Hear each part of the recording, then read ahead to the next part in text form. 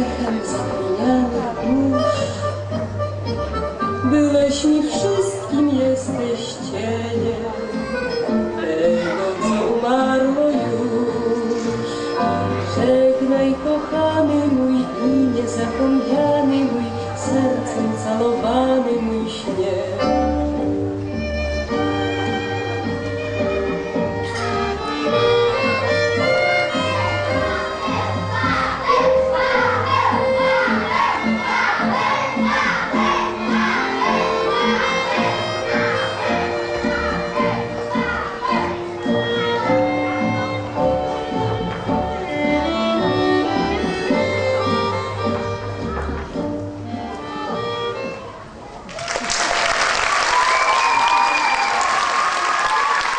Dziękuję bardzo, to była grupa trzecia.